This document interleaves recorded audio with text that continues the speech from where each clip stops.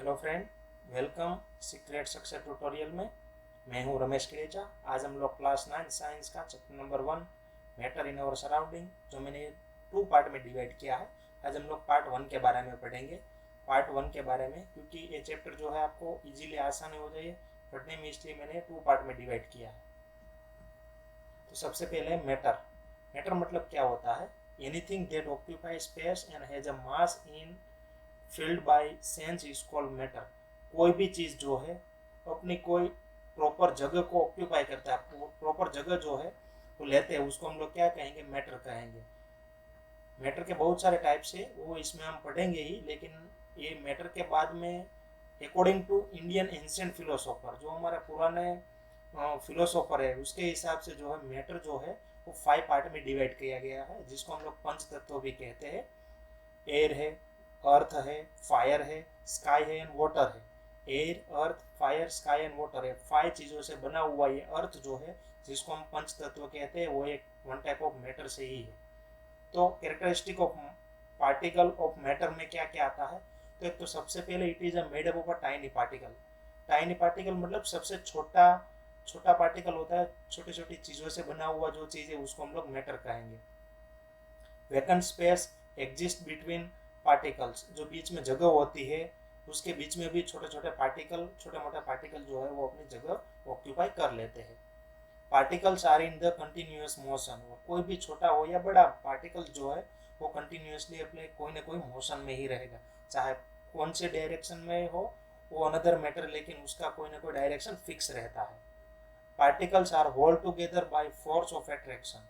और एक दूसरे पार्टिकल जो है अपने फोर्स ऑफ अट्रैक्शन की वजह से एक दूसरे आपस में जो है अपने ओर खींचते रहते हैं।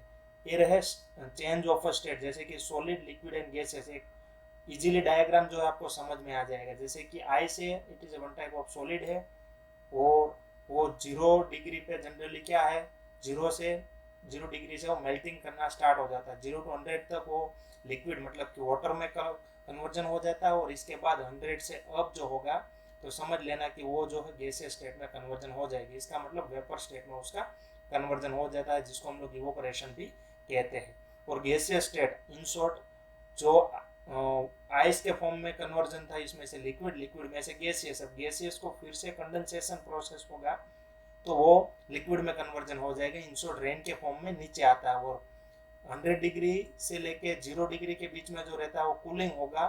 इन शॉर्ट हम लोग फ्रीजिंग करेंगे तो वो फिर से आइस में कन्वर्जन हो जाता है। तो ये एक उसका state of change of matter था, सॉलिड, लिक्विड और गैसियस स्टेट में। स्टेट ऑफ मैटर जो है वो कौन कौन सी चीज़ों से क्लासिफाई किया जाता है? तो basic of classification of its type, तो based upon a particle arrangement, जो पार्टिकल का अरेंजमेंट किया गया उसके बीच में। सेकेंड वन है based upon energy of particle, particle के पास जो अपनी खुद की एनर्जी होती है उसके ऊपर भी डिपेंडेबल है।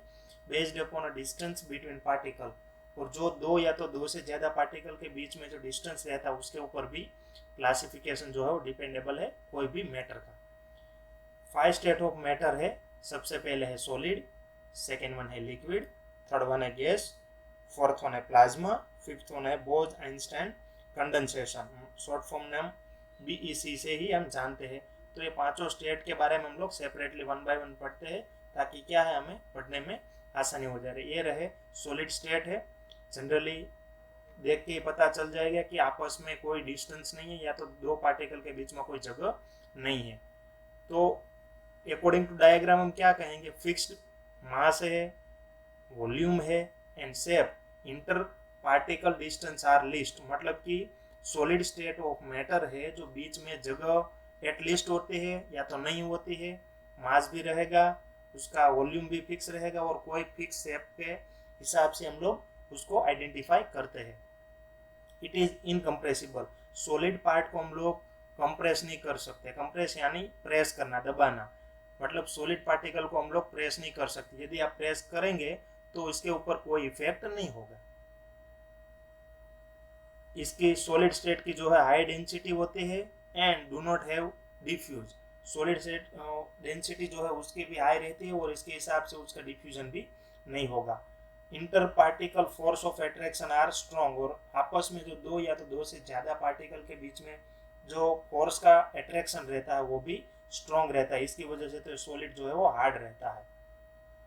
Constituent particle are very closely packed, और एक या तो एक से ज़्यादा जो पार्टिकल है वो कंटिन्यूसली क्लोजली रहता है, वेरी क्लोज, ताकि क्या है एक स्ट्रॉन्ग अट्रैक्शन बना रहा है। तो ये था सॉलिड का मेन, क्या कहते हैं कि जनरली सॉलिड के ऊपर ये चीज़ डिपेंडेबल है। Microscopic explanation of property of solid. अब सॉलिड जो है उसको हम लोग माइक्रोस्कोपिक को कैसे देखते हैं, यानी माइक्रोस्कोपिकली हम सॉलिड को एक्सप्लेन करते हैं तो क्या होगा, solid have a definite shape and definite volume. एक चीज़ हमें याद रखना है, कोई भी सॉलिड पार्टिकल हो इसका कोई एक डेफिनेट शेप रहता है और साथ साथ में उसका डेफिनेट वॉल्यूम भी रहेगा। Because of particle are locked in place, क्योंकि एक कोई फिक्स जगह पे वो पार्टिकल जो है वो लॉक रहता है।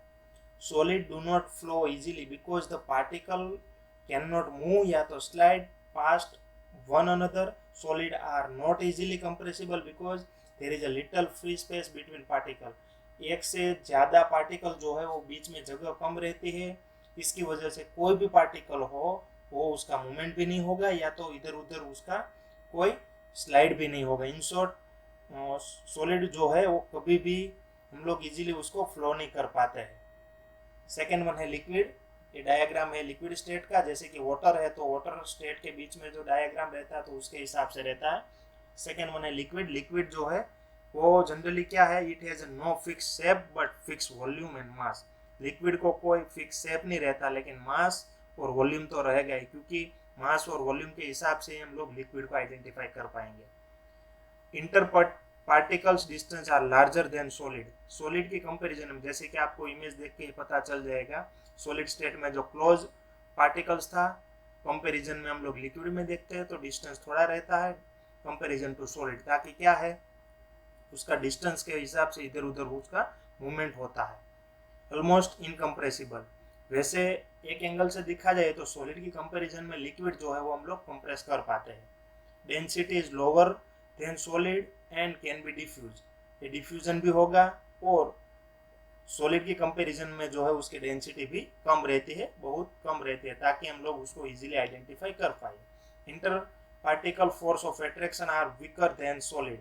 सॉलिड की कंपैरिजन में लिक्विड में जो है एक या तो एक से ज़्यादा जो इंटर पार्टिकल डिस्टेंस जो है उसको हम लोग फोर्स ऑफ अट्रैक्शन कहते हैं, वो भी जनरली क्या है थोड़ा कम रहता है comparison to solid.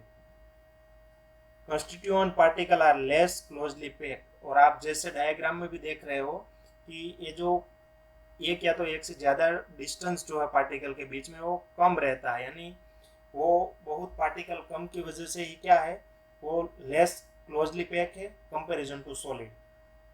Microscopic explanation जो है पार्टिकल ऑफ लिक्विड का, तो सबसे पहले क्या है कि liquid are not easily compressible and have a definite volume. Liquid जो है वो इजीली वैसे हम लोग कंप्रेस नहीं कर पाते हैं, वैसे वाटर का एग्जांपल लेते तो हो जाएगा, लेकिन लिक्विड नॉट ओनली वाटर, बहुत सारे पार्टिकल्स जो है वो डिफरेंट रहता है और यानी लिक्विड स्टेट में है तो जनरली वो वाटर हो ऐसा जरूरी नहीं है। Because there is a little free space between particle, कोई भी एक या तो एक से ज़्यादा पार्टिकल के बीच में थोड़ा डिस्टेंस रहेगा ही। Liquid flow easily because the particles can move slide past one another.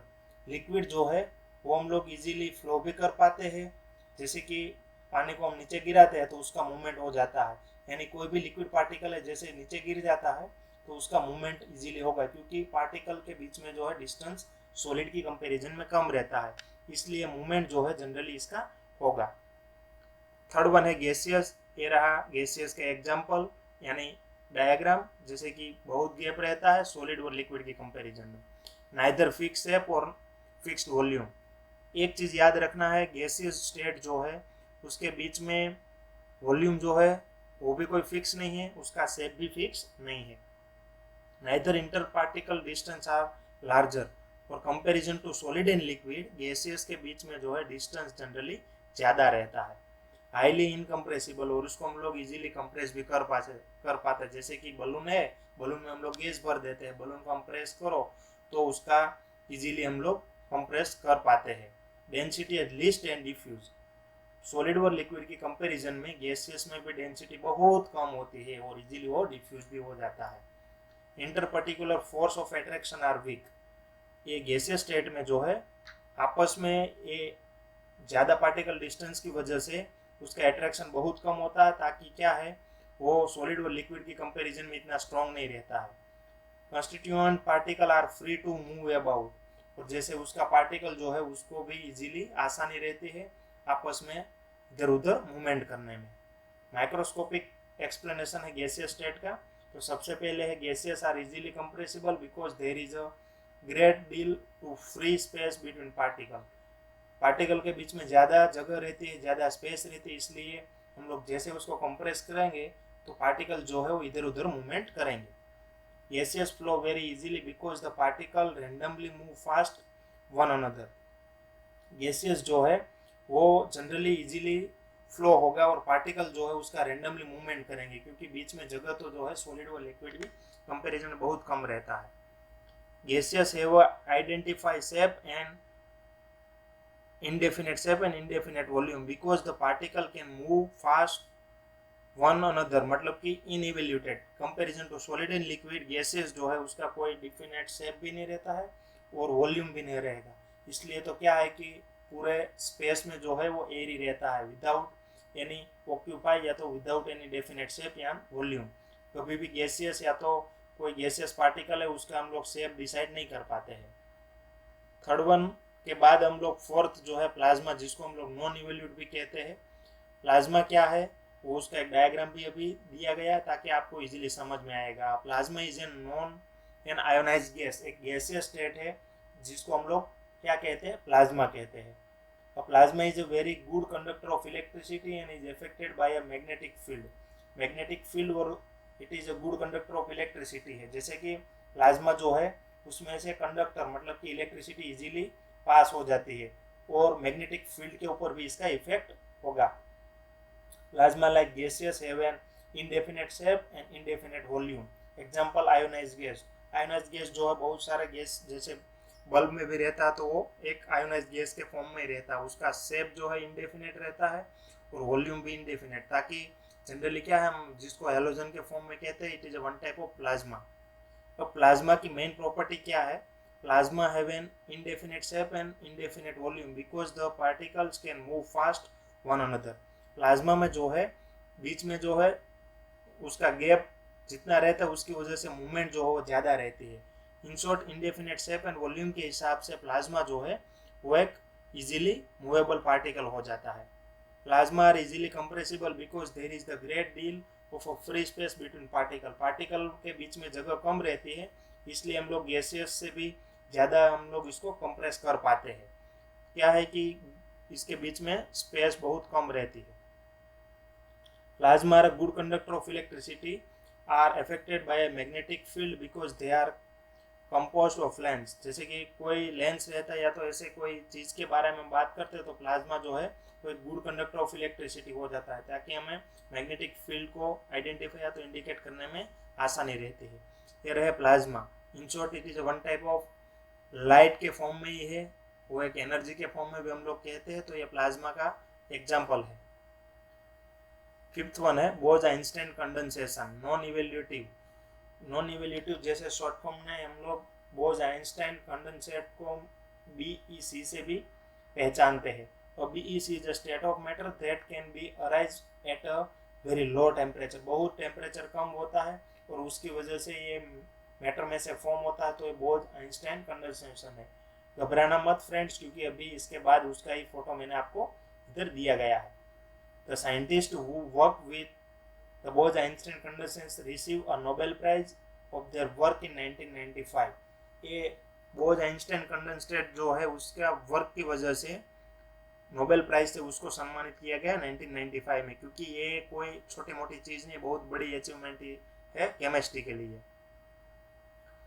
The BEC is all about molecules that are really close to each other, even close than atom of an solid. Solid से ये ज़्यादा हम लोग उसको क्या कहते हैं कि नज़दीक रहता है, मतलब कि इसके बीच में जो मॉलिक्यूल जो है वो बहुत नज़दीक है कंपैरिजन टू सॉलिड, इसलिए closer atom in a solid जैसे सॉलिड में रहता है उससे भी ज़्यादा रहता है इसके बीच में। Microscopic explanation of property of Bose Einstein condensation, तो इसका माइक्रोस्कोपिक एक्सप्लेनेशन क्या रहेगा, particles are less energetic than solid because exist at a very low temperature. Temperature बहुत कम होता है, इसके लिए सॉलिड की कंपैरिजन में इसकी जो एनर्जी है वो बहुत कम रहती है। इन शॉर्ट सॉलिड की कंपैरिजन लोग बीईसी के साथ करते हैं तो लेस एनर्जेटिक रहेगा comparison to solid. Particle are literally distinguishable because they are locked into same space. एक कोई सेम स्पेस में वो लॉक किया जाता है, इसलिए कंपैरिजन टू सॉलिड जो है इसके बीच में जो डिस्टेंस रहता है वो लिटरली कम रहेगा। BEC show super fluidity because particle can flow without friction. Friction के बिना ही उसका मूवमेंट हो जाता है, इसलिए सुपर फ्लूइडिटी भाई हम लोग उसको कहेंगे। ये रहे बोर्न आइंस्टाइन कंडेंसेशन का, ताकि क्या है हमें इजीली समझ में आ जाइए। एक साइंटिस्ट जो है, दोनों बोर्न और आइंस्टाइन दोनों ने मिलके एग्जाम्पल के फॉर्म में हमें सोल्व किया और बहुत आसानी से हमें समझाया, इसलिए तो 1995 में इसको नोबेल प्राइज से सम्मानित किया गया है। तो फ्रेंड, ये था चैप्टर नंबर 1 का पार्ट 1 क्लास 9th का। तो आशा रखता हूँ कि आपको समझ में आया होगा, और पार्ट 2 जो है वो मैंने इस वीडियो के डिस्क्रिप्शन में भी डाल दिया।